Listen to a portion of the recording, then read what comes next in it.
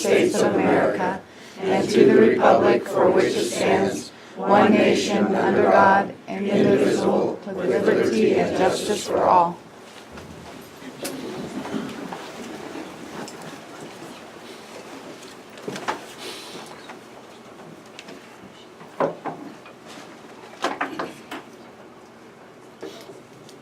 So we'll open this meeting with Bill Jiraki's report on public safety. Bill was hired by the commission to come in and do a study of public safety budget concerns and operations.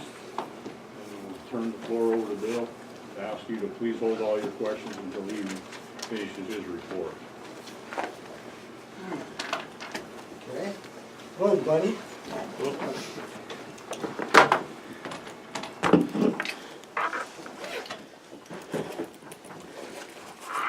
Sheriff? Bill. Good. Only bought 15 copies. Okay, we can So- share. Okay.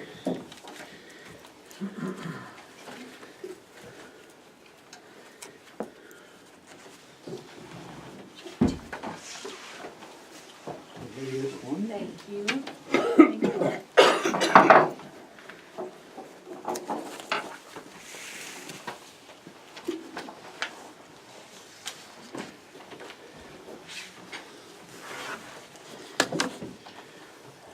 I feel like I should sit to the side so they can hear me too, but Do you need a microphone? We have a portable microphone.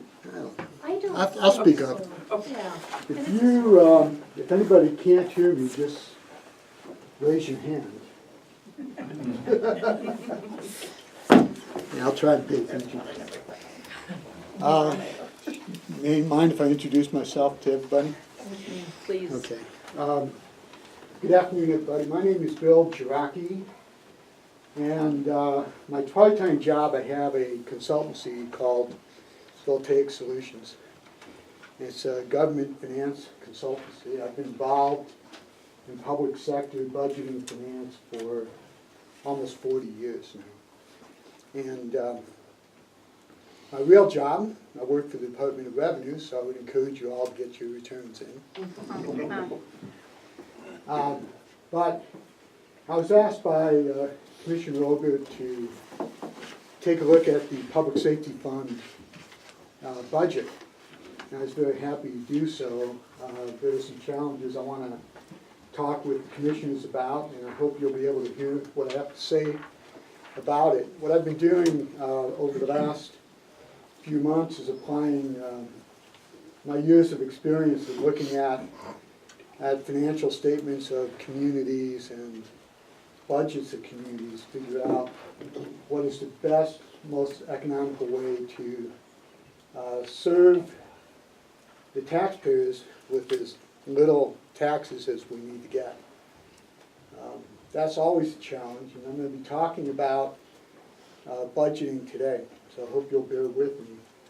You may learn something about what I believe is important for you to consider in a public budgeting context. Okay, so let me get started. Hey, Bill, Janae, I'm gonna switch you. So if that you way want they to can sit hear you here, better. then you could project out to the crowd if you want. Okay. Sorry. Okay. I thought that might work out better.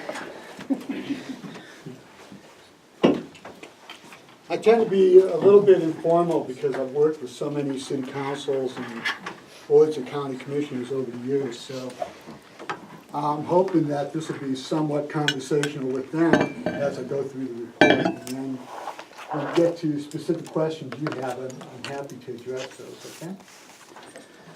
Okay, ladies and gentlemen, and board, thank you for inviting me back today. What I've prepared today for you is a report of findings from my examination of the Public Safety Fund budget.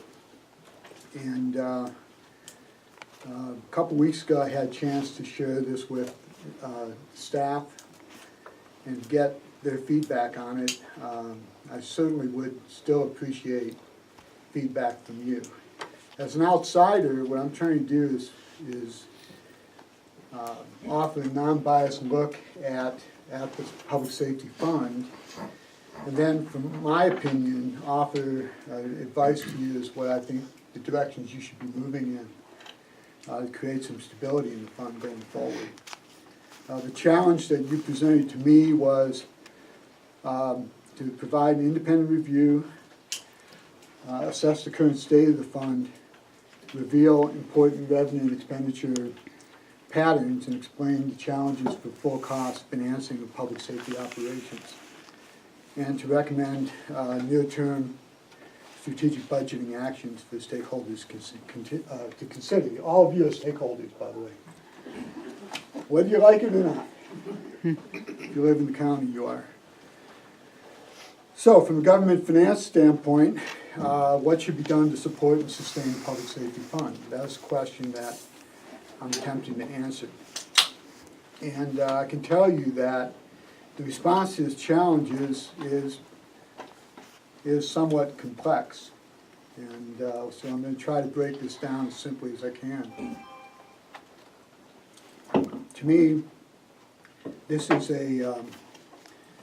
really a high-level analysis of the situation. I think it hits all the major points, and certainly will give you something to think about as you move forward. So let's start with the mission. Whenever you look at a budget from a revenue and expense standpoint, what you want to understand is what is the mission of the sheriff. What does he have in mind to do? Do you elect this person to provide law enforcement services? You know, what is his mission? And Sheriff Meehan has a traditional role that all county governments have. Counties are some of the oldest governments in history. You think of the Sheriff of Nottingham, don't think of Win Meehan. He's not the Sheriff of Nottingham. He's actually a good guy. But it's a traditional role of county government, and one of the most important is law enforcement, especially in a smaller county like this. Each county in the United States, and there are hundreds of them, have developed a mission for their public safety that is unique to them. Large counties have more elaborate systems, have greater division of labor among the staff. Smaller counties have also unique challenges. Counties in the West as well, because of the large amount of space in jurisdiction and the low populations. There's a lot to do with very few people on the force. Sheriff Meehan has a community policing approach. That's a policing approach where officers are in high contact with the citizenry. They are promoting better rapport with citizens. They are looking to heighten the community quality of life. They are working to promote an awareness of crime, but to create a condition where there's less fear of crime. And community policing is decentralized. It's best accomplished when it's decentralized. Everybody doesn't sit in the headquarters and take calls. They're out among you, getting that job done. Right now, that mission is being accomplished as well as it can with the resources that it has, but in the future, the goal is to expand that mission for detective operations, to proactively work with partnering agencies on the I-90 and Highway 287 corridors, and hopefully to renew a presence in the school system. So I believe at this point we don't have school resource officers in the schools, and maybe not so much here in Broadwater County, but in other counties and cities across the country, safety in schools is a big issue. So, realization of the mission of community policing needs to extend to underserved areas, especially in the southern end of the county, and additional services are needed in other population centers as well. There has been a significant growth in service calls in the sheriff's office. I would, something like moving from 3,000 calls to 20,000 calls a year. That's a lot of contact. But what you want to be able to do is have a law enforcement agency that's able to respond to those calls. And to have a staff that's experienced and that you can retain. You don't want Broadwater County to be a training ground for other counties. And that happens a lot in the United States. You see a lot of county officers going to work for cities, things like that. So the mission is clear. It's a community policing mission. So let's talk a little bit about the history of the budgeting issues, not only here, but generally.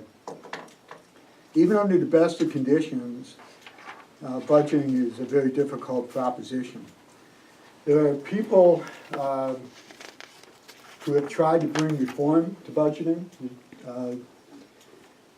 I don't know how popular this person was, to you, but President Carter tried to bring in zero-based budgeting. He's trying to bring logic into the budgeting system. And it shouldn't surprise anybody that budgeting still remains an annual incremental exercise interrupted by large events. Those large events have a tendency to really throw off the budget. And you could have an ordinary progression of revenues and expenses that doesn't seem to alarm anybody, but then you have a large event that causes your budget to go awry. And that's happened here and it's happened elsewhere. So let's talk about some examples of those large events. Some of those large events are things like an unexpected loss of commercial taxable value due to a tax appeal, which happened recently here. So your taxable value went down, and so the property tax burden wasn't able to be shared with more people. The loss of a law enforcement officer, you certainly had that. It's a very disruptive event, not only from a budget standpoint, but also from a morale standpoint. Believe it or not, unfunded mandates. The legislature is very busy at the moment trying to propose that local governments like cities and counties don't have the ability to make decisions on their own when it comes to money. I'm a former lobbyist for cities and counties. I ran the Association of Idaho Cities, and I fought the battles for local option tax. And guess what? We never won, because there were people that came to town, once came to state capitol and determined that they were smarter than you in determining where your money should go. So, mandates, statutory limitations, those kind of large events, even things that are relatively mundane to all of you, like a change in accounting standards, where all of a sudden you are forced to recognize expenses like unfunded retirement that you've never looked at before. Those are the kind of things that can cause your budget to go awry. The normal incremental budget approach, for a little bit more for cost of living in the budget, a little bit more taxation to meet that demand, all of a sudden you have a large event and you find that you're running out of money quickly. Disasters, things like that, all of those things can cause problems. And the taxpayer attitudes can change the way cities and counties gather resources for what they think you want from them. So taxpayer attitudes can have a lot to do with what a county board of commissioners would choose to do on taxations. So local governments cannot fund their operations with debt. Federal government can. Federal government can decide what it wants to spend, and then it can go into debt to make that happen. Local governments are required to manage their budgets. So there are a lot of constraints, and there's a lot of competition for limited dollars that are available. So even with these constraints, we underestimate sometimes how difficult budgeting can be. There are two parts of the budget. There's the expenditure part of the budget, which is deciding how we're gonna spend our money and what we're gonna spend it on. And then there's the revenue budget. And each of these budgets is rife with choices. Then we add 1 degree of difficulty in matching those two up. The additional degrees of difficulties come from program budgets affecting other programs within a budget unit, a business unit, a fund category, and from budgets of one business affecting other business units. So we have to start someplace. Traditionally, we would start by looking at expenditures. What is our need for revenue? What does the sheriff's department need for revenue? And when I teach communities on budgeting, what I tell them is there's something called 90-10 rule. 90% of your budget, you can even do this on your household budget, 90% of what you spend money on is the same. It's very routine. I buy gas for my car. I buy groceries. Okay? That 10% of your budget is the one thing you have to worry about, because that 10%, let's say illness in the family that you have to suddenly come up with a large deductible for, or an auto expense, something like that, that's not your normal day-to-day 90% of the budget, can really throw you off. In fact, that 10% could be as much money as what you have in your budget otherwise. When it happens to government, it becomes even more difficult because it's hard to catch up.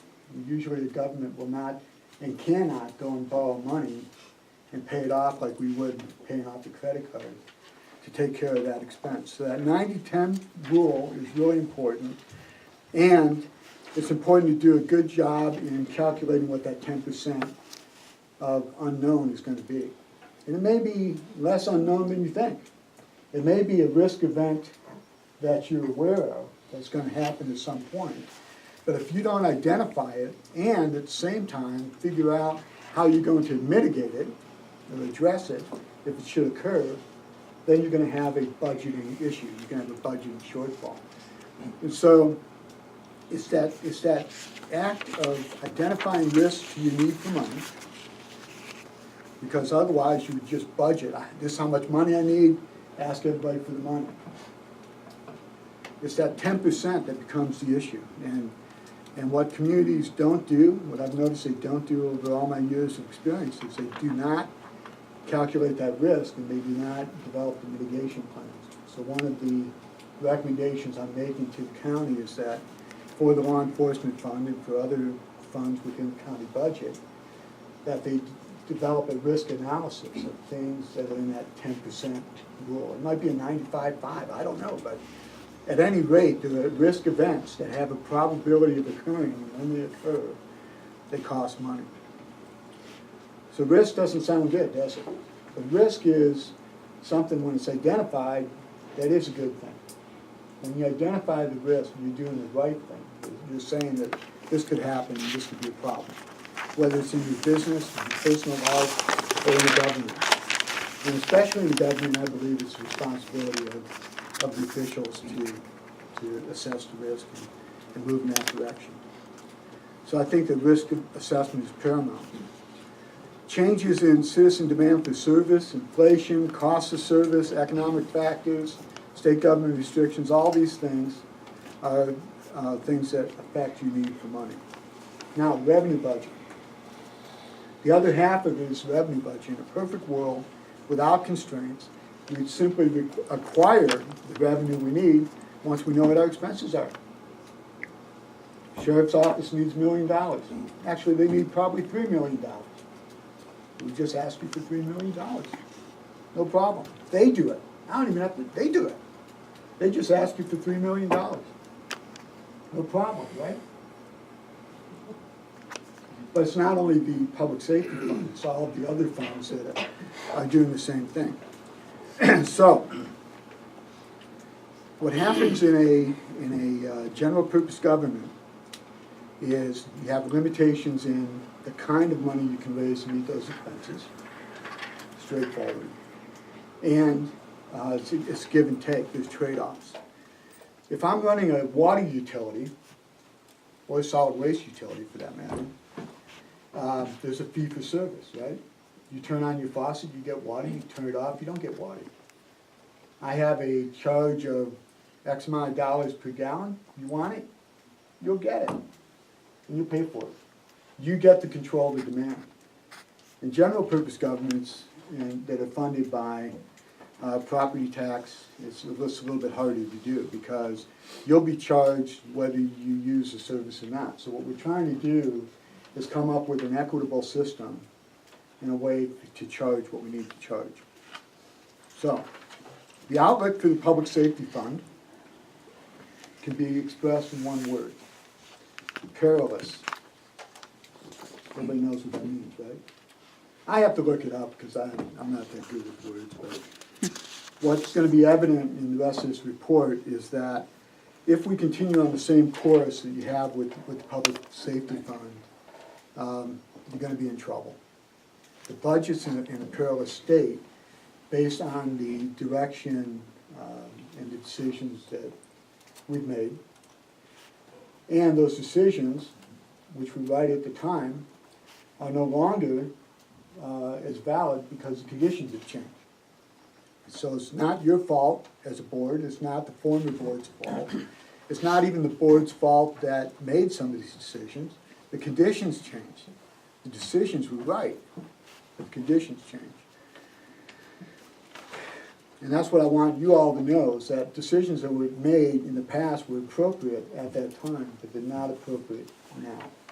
And that's why we're appealing to you to listen to this report and to think about these issues, and so we can move forward away from a blame situation and into one where we actually solve problems.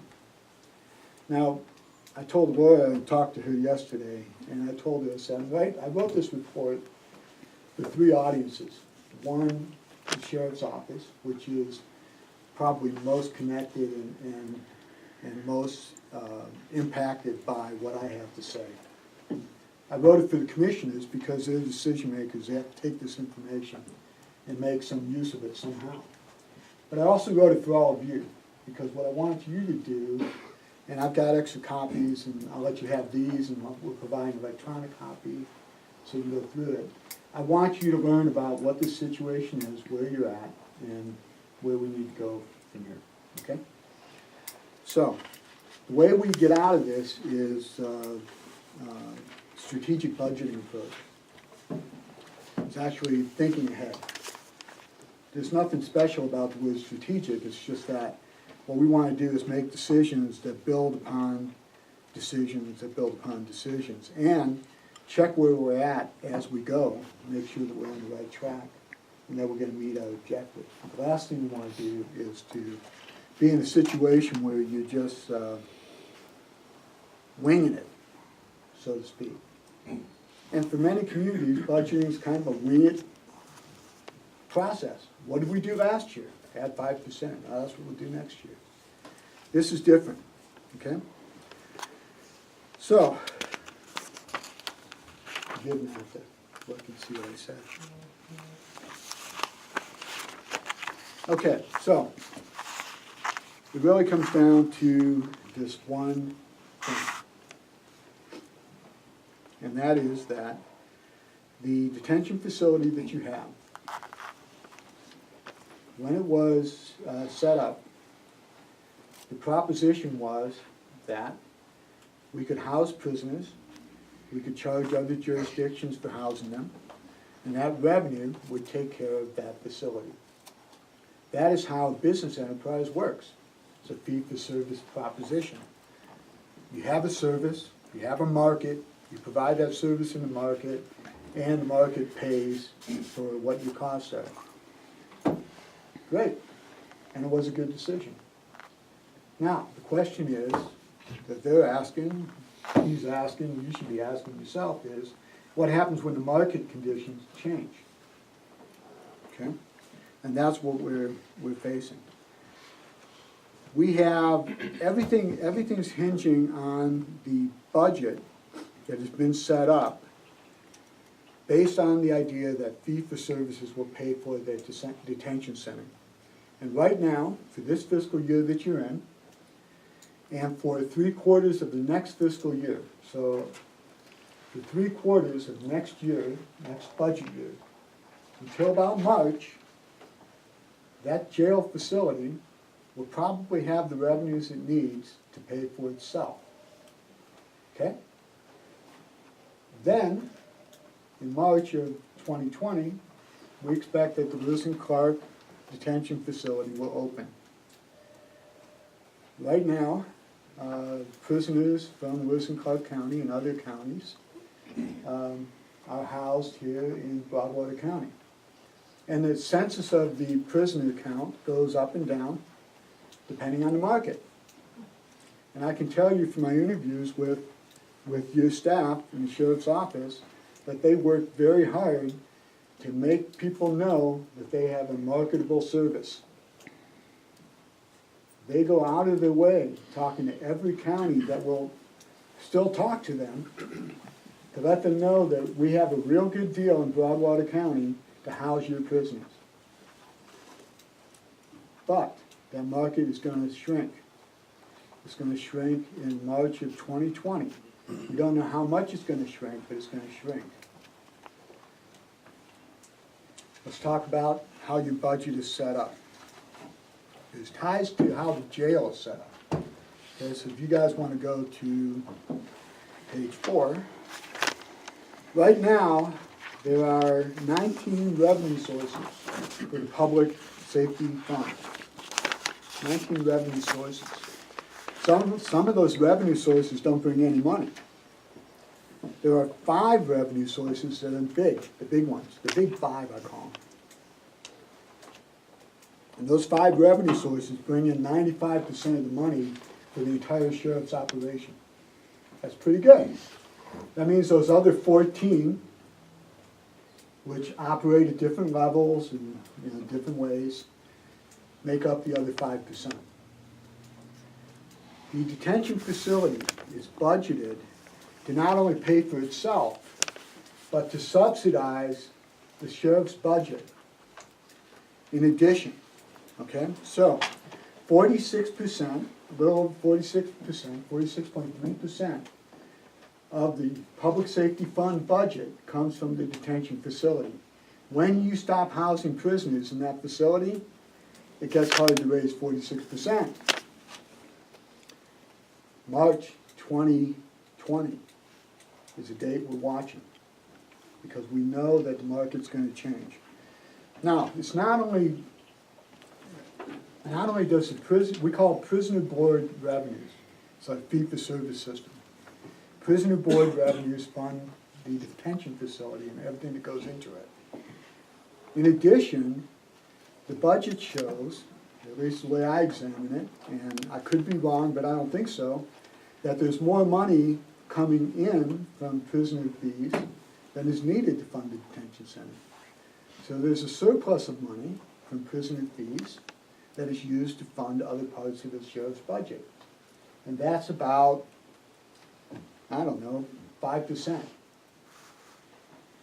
When that jail comes on board, and if our forecast is correct, and we get less prisoners, not only do we not meet the total cost of the jail with those fees, but we don't get that other 5% to supplement the rest of the sheriff's budget. Oops. Now here's the thing, we know it's coming. And that's the strategic part, right? So somehow we have to get from that 46% to some lower number and then find a way to supplement the sheriff's budget that otherwise would use that other 5% or so with a reliable source of funding. Everybody with me so far? Yes. Okay.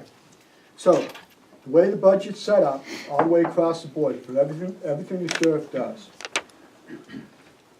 about 46%, 46.3% comes from jail, 23.4% comes from property tax. The city of Townsend contributes almost 12% of the sheriff's budget.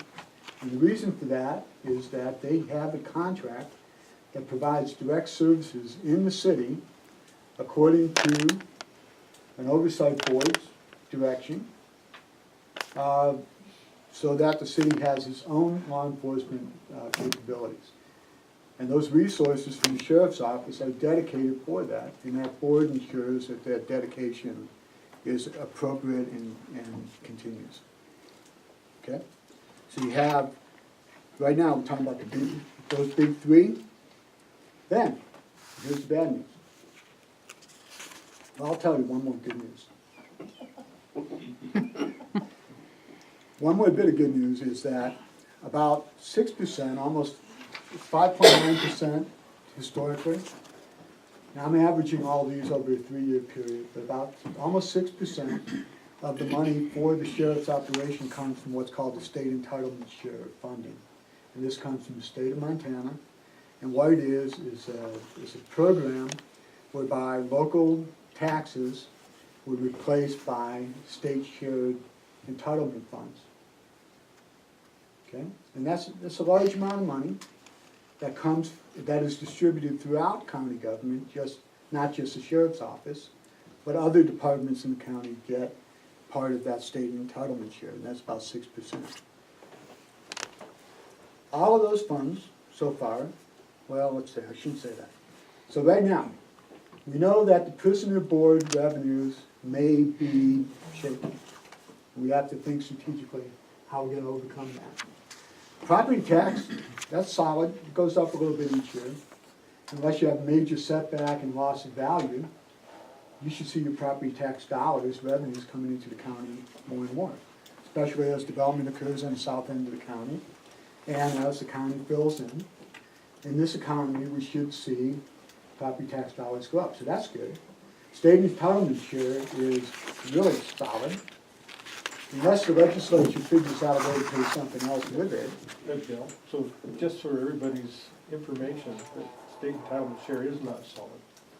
Because? So right now, there's legislature being proposed for them to take a portion of our entitlement share to fund the office of Public defender. defenders. Right, So that's something everybody needs to be aware of. right. So let me comment on that, because you raised a good point. The state entitlement share is, as I just mentioned, as Darrell mentioned, the legislature sees that pot of money before it goes out to the counties and cities. And it says, that's a nice pot of money. Maybe we should keep that. We're smarter than them, or whatever. Hope I don't have a legislator in the room, but even if I do, it's not you, it's the majority, okay? They see that source of revenue, and they say, well, we want to use it for something so that we don't have to raise taxes, right? And then whatever they don't take, you get to keep. Now, the bill to fund the public defenders, I'm not sure that's moving at the moment, but even if it does, there's a limit to how much of an increase you can get in the state entitlement share each year, and most counties don't even hit that. They usually would get more than that limit, but the legislature limits them at 3%. So we think that's relatively solid, and as citizens, if you would rather see a program that replaced your own tax dollars with state income tax dollars preserved, you might suggest to your legislator to keep it the same. Or not. And part of that fear is once they start, will they continue over a period of time? That's a great point. Okay, so the big five. Just to review, jail fee-for-service monies are going to go down. Property taxes are going to be okay. State entitlement share, probably okay, Dill, for now. But let's watch it, right? City of Townsend, as long as we do a good job for you in our public safety department, we expect that to be solid. But there's the other fund, the other amount of money that we get, 8.1% in the public safety budget, is an inter-fund transfer. So what does that mean?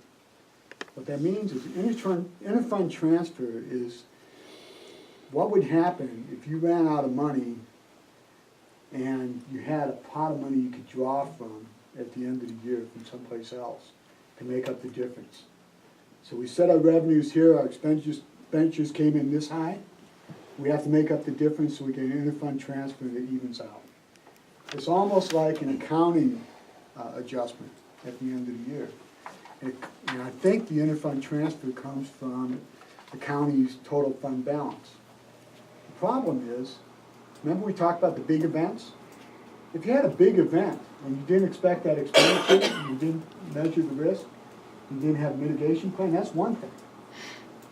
But the problem that I see in the budget is that the interfund transfers happen every year. It's happened for the last 3 years, it averages about 8%, which means either your revenues are coming in less than they should, 8%, or the expenditures are higher than you expected, 8%. But at any rate, I would rather not take money from the fund balance to balance the budget. I'd rather not see you budget that way. So, you can see how this is adding up? Let's say we lose half of the jail money, that's 21%. We don't want to draw from the fund balance, that's another 8%, that's 29. What else do I have? That's about it. So, essentially, what we're looking at moving forward, trying to be strategic, is we'd like to make up a 29% difference just to keep the budget where it's at.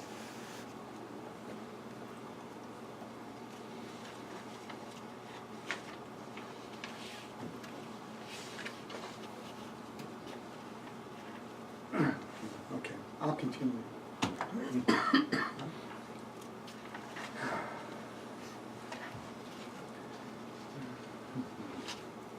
Okay, when I did this report, and I saw how the revenue budget looked, I thought that it wasn't as important to concern myself with the expenditure budget at this point, because even if we kept the expenditures exactly where they were, we didn't expand anything in the sheriff's office, any of the things that would cause them to do achieve their mission, even if we didn't do anything different, we're looking at the possibility of having to make up the difference in the public safety fund budget in a significant way.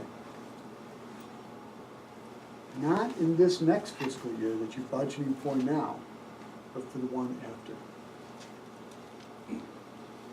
That's where we're at.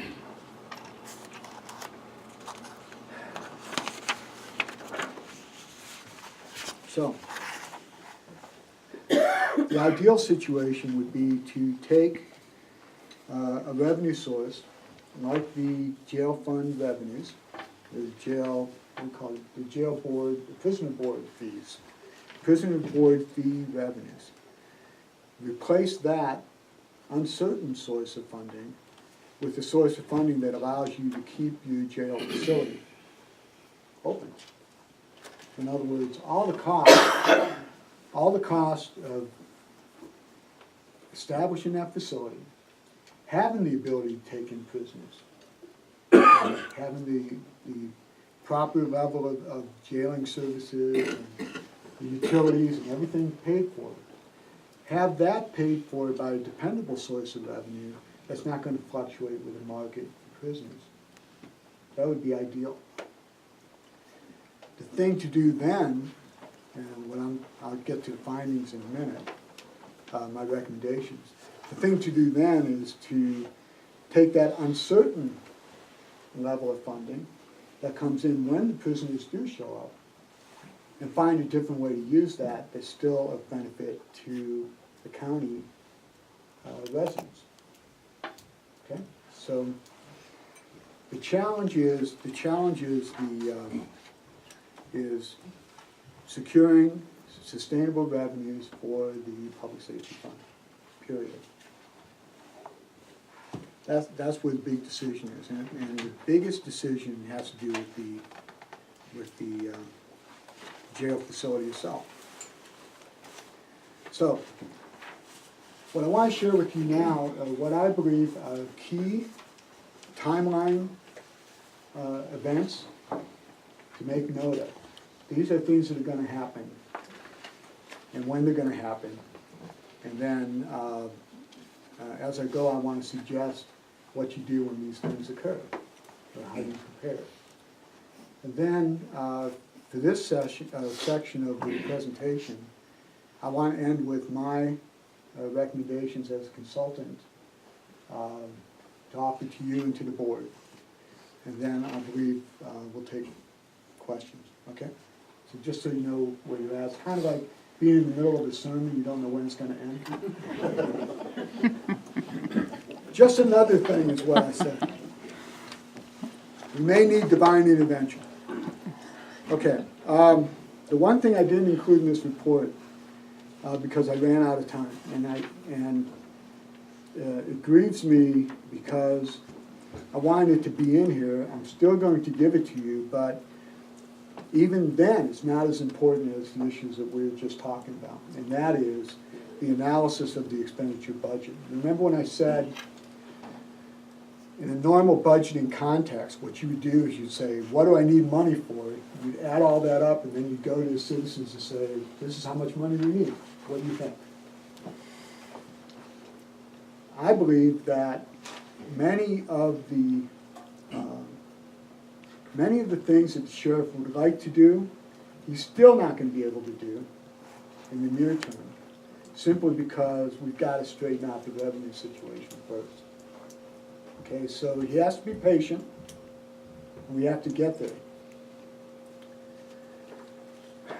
The other thing I want to say is that, and this is really important, is that the commissioners have asked me to look at the public safety fund budget by itself.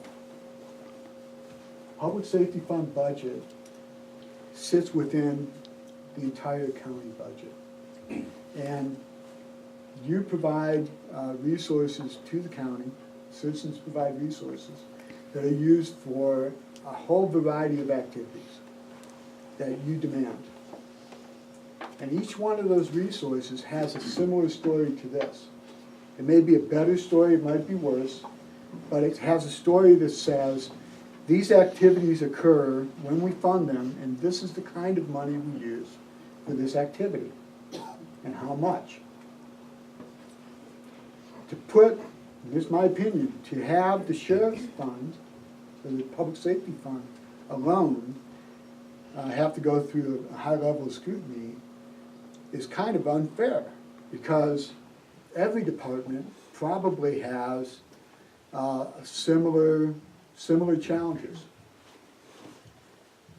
It is possible, you're not going to hear this. They're not going to hear this. It is possible that there are things you're doing today that you probably shouldn't be doing. It's possible. And you may have to revisit some of those decisions. Okay? That's okay, because the good news is what's happening in Broadwater County. When I look at that map, and I see I-90 at the bottom of it, and I also know what's happening in Gallatin County, and in the communities east of you, where land value is so high that people can't afford to live there, I look at that map and I say, there's a lot of potential. What's going to happen in Broadwater County is the same thing that happens in a lot of places where citizens actually don't believe it until it does happen. And that is that your proximity to people who need housing and want development, your proximity to that is such that it's probably going to occur. And your property value is going to increase as development occurs in the county. Now that's a double-edged sword. What you're hoping is that your development outpaces your need for money. In other words, you get the kind of economy of scale that you need to provide additional police services and having more than enough money to pay for it from new growth. That's what you want. And that is also strategic, because the kind of development you choose to have, and the kind of tax abatements, the kind of incentives that you provide that allow that development to occur, or incentivize that development to occur, has cost and benefits. And what you want to do is you want to have a strategy where you're always getting more benefit than cost. That's what you want. So, you know, to give you an example, and then I'll get on with the report, but this, I just want you to think about this. You have a, I'm gonna call it a county facility. You have an unincorporated area, you have a wastewater facility for that area. You have a pipe that runs down the road, and you have a road. You could zone that so that you have 10-acre lots, or you could zone that so you have 1-acre lots. But the more people you put, and the more houses you put in that space, the more money you're gonna have for what you put in there, which is the sewer system or the road, or the sheriff's department services, or any other service. Density is good. And it doesn't have to be all high density, or even medium density, but think about what the revenues are gonna be when that land is developed. If you have a house every 10 miles, you're not gonna get a lot of property tax revenue out of that. You have a house every 10 yards, that's impossible. You're gonna get better revenue, so it's strategic. The good news in this county is I think you're gonna grow. You're gonna grow on the northern end, you're gonna grow on the southern end, and hopefully you're gonna have the kind of investment in this community that causes the middle of the county to grow too. And what I would suggest is you have to be more than hopeful, and be strategic in how you do that. Get the skill sets you need and the expertise you need to make that happen. And you cooperate with other jurisdictions and so on. So that's the good news, okay? That's a commercial interruption for good news. I'll go back to the report.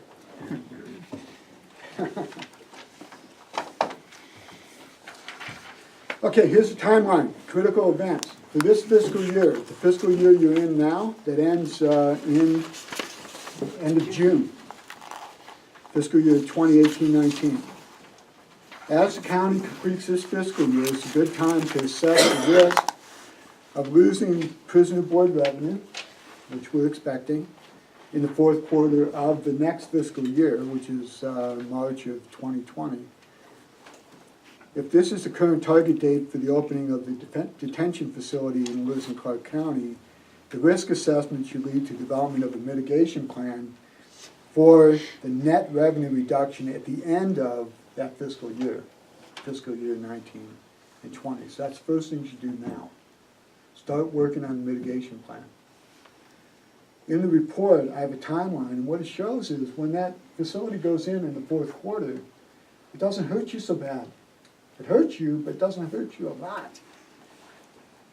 And, you know, it's one of those things where if you say, oh, that didn't hurt, you know, I'll just keep doing what I'm doing, the next year it really is gonna hurt. You know? But if you have a mitigation plan for it, then that net revenue difference is something that you can handle. And that's something that you wanna work on. After digesting, the second point for this year, after digesting this analysis, the county should consider establishing a series of listening sessions to share the findings of this report and to listen to the public regarding the challenges of fully funding law enforcement. And that even includes listening to what the sheriff has to say about the mission and offering your opinion on that mission. Community policing is an investment, but it may not be exactly what you want to do given the resources you have, okay? Sorry, Wynn, just That is what it is. have to be honest, right? It has its costs and it has its benefits, but the benefits are the kind that come later. And so you are making an investment. You have to decide and listen to what that mission is and if that's what you want for yourself, for your families, for your children, for your neighbors, for the people passing through this county. So that's the second thing. Have listening sessions to talk about the mission, what it's going to take to fully fund law enforcement. The third point is the county should, this year now, meet with the school board. Is anybody from school board here? Okay. One of the school board members is a paralegal at the Department of Revenue, works on the same floor as me. And he said that he wants to contact the county commission to talk about I think they want to talk about the bond issue for development of a new, is it grade school or high school? Grade school. It's a grade school, new grade school. And so I think the county should meet with the school board now and talk about reestablishing the school resource officers concept, even to the point where maybe the school board fully pays for that. And you're able to then take a little bit of strain off of the county sheriff's budget and have it paid for by the school district. Because the benefit would be to the school district, just like the benefit of the city contract is for the city. So that's something you should do now. Have that discussion as they talk about money. The reason that you should not only talk to the school board or any other taxing district is that as a taxpayer, the worst thing to happen is one district comes to you, says, I want your wallet, and the next district comes and says, I want your wallet too. And the next district comes and says, I want your wallet too. And they don't talk to each other. And they're not talking to each other about where they can get economy of scale, but where they may be able to stagger new operations that require money so that it's not such a strain on taxpayers all at once. So talking to the other districts about what they're planning to do for money is a very good thing, especially if you're talking about excess tax levies or bond issues or anything that causes me as a taxpayer to get a little upset when somebody says, and I need money too. Make sense? That's the third thing. So that's what you want to do while this fiscal year ends. And it ends on June 30th, so you want to get all that stuff done if you can, at least start it. For fiscal year 19 and 20, which starts on July 1st, you should use the first 6 months of the next fiscal year, that's July of this year, through the end of December, to do a department-wide budget analysis similar to what we're doing here, to collect information for a comprehensive revenue and expenditure budget strategy review for the 2021 fiscal year. So, take the first 6 months of the next fiscal year, and you're gonna look at across the whole county government, what are we spending money on, what do we need to spend money on, is it all going in the right places, and use that information to construct the budget that comes after that. And the reason you do that is because I didn't talk about it as much in the beginning, but budgeting is all about winning and losing. It really is. It's nobody's happy. Nobody's happy with you when you set the budget. So what you want to do is you want to be as transparent as you can and have as many winners as you can. If I might just tell you a little story about the Department of Revenue. When I went to work at the department, I had a project where we overhaul all the tax forms we use every year. And there were people that were absolutely adamant that they had to have their changes in the tax form that year, right now, because. And I asked them, I said, why are you trying to get all this stuff done at once? And they said, well, if we don't get it done now, it'll never get done. And so I created something that I call a bucket concept. I said, why don't you take all these ideas and put them in a bucket? And if we don't do all of them, they're in the bucket. And the first place we're going to look in the next year is the bucket to see if that thing is still worth doing. And sometimes those ideas were worth doing, and sometimes they were just, they weren't useful anymore. Because they were in the bucket, they weren't lost. And so every department wants to do something. Every department wants to do more. The question is, do they have to do more all at once? Or is this something we can pace out?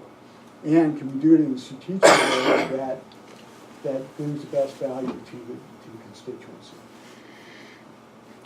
And so I think doing the overall budget would be a bad thing. I'm not sure I want to volunteer again,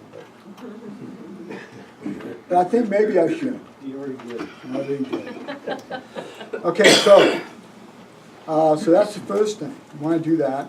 And then, and the reason is you want the public safety budget, which is really gonna be in a jam in 2021, you want that to be considered in the context of the entire budget. And you'll make those choices. Okay, so, Seth, you should probably leave. You're not gonna like what I'm gonna say. Seth is a good person, but what I'm asking the commissioners to do in the first 6 months of this next fiscal year is seriously consider what they want to do with the jail. Do you really want this thing? Now, the community invested in this facility, and it had a plan that worked for a long time. We get other people to pay for it. Great plan. But that's gonna change. So the question is, do you still wanna have this, and at what level do you wanna have this facility? And when you look at it, the expenses versus the revenues you need, you'll be able to decide whether it's cheaper to send prisoners to other counties where they have jails, to house them yourselves. Don't forget, when you have your own prisoners in Broadwater County, you pay for that. All of you pay for them. The only ones that are paid for are the ones that other people bring to us to house. So how much does it cost to take our prisoners elsewhere versus having a facility? And do you believe that the market condition for the reduction in prisoners is a short-term effect that you can recover from, or a long-range issue? Now, the last time this happened, when Gallatin County opened their jail, your revenues went to half, and then they came back. They came back. So, that's the kind of thing you have to consider. For me, if I was making a strategic decision with you, I would say, have secure revenues at a minimum to maintain the facility, and then evaluate where you're at a year after Lewis and Clark opens, and 2 years after Lewis and Clark opens, if you haven't already decided what you're gonna do with your jail. But constantly evaluate it. All of these issues I'm talking about today, you cannot look at them now and forget about them. You gotta look at them all the time. It's like budgeting is gonna be your mantra. Okay, so that's the second thing. Okay, so here are my recommendations.